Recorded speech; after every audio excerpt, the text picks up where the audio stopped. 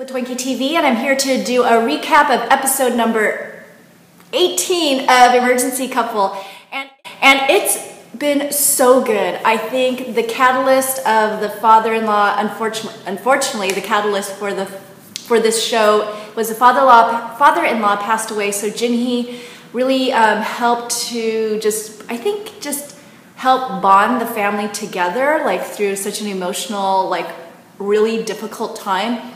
And so that kind of gave way to the mother-in-law, Changmin's mom, like, you know, becoming more human. And it also gave Changmin more of a, you know, kind of reality check that Ginny isn't just a pawn in his world to just kind of push around like, I don't want you, now I want you, I don't want you. So he's being really respectful of her and, you know, what she wants out of life, not just what he wants out of life. So I thought that part was just really good. Well, she comes out of the room after nursing Changmin from his illness from the father passing away, and she finds her wedding ring, and she was really surprised because, you know, her sisters pawned it off because, you know, to get money. And so she's really surprised that Changmin has it, but then Changmin is surprised that Ginny even kept the ring for that long. So back at Junsu's home, he is, you know, kind of eating the banchan that Ginny brought over the last episode and just thinking about what she said, you know, of his inability to move on romantically with other people because he has such mommy-daddy issues where, you know, he felt abandoned by them. So he writes his dad a postcard to the last known address in Africa, drops that in the mail, and then when Jihye asks him about that later, he's like, well, if it's meant to be, you know, his dad will contact him.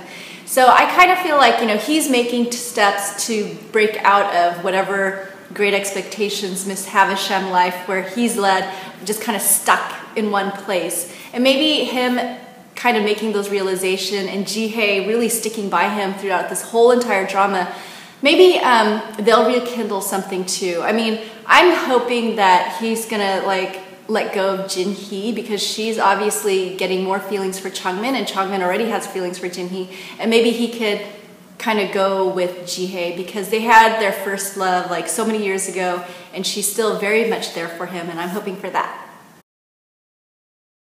So then you cut to a scene later on where Ginny is sitting on the steps of Changmin's place, and she reminisces about how back when they were married, she was waiting for him, and when he finally gets home, he finds her on this doorsteps and asks, you know, what are you doing here? And she's like, she's lonely, and she's like very emotional. And then he, you could tell, was really putting himself out there and being very caring and, you know, talking with her, talking about what she should do with her life. And she doesn't want to go inside, so then he piggybacks her around the block a few times. So you see a lot of caring. She tears up, and then cut to present day. Changmin comes home and finds her on the doorstep and asks her why she's there, and you feel like a real connection because you kind of she remembers what the past was like when it was good, and she's kind of, I think, thinking, well, you know, I could see myself with the future with Changmin. So throughout this episode, there's been a cute fortune cookie little storyline where Ginny's like putting fortune cookies at Changmin's desk, and then, you know, the first part is sympathy or pity, you know, and what that kind of means to her. The other one is meet me at a coffee shop, which Youngyu almost ate, and Changmin like snatched it out of his mouth.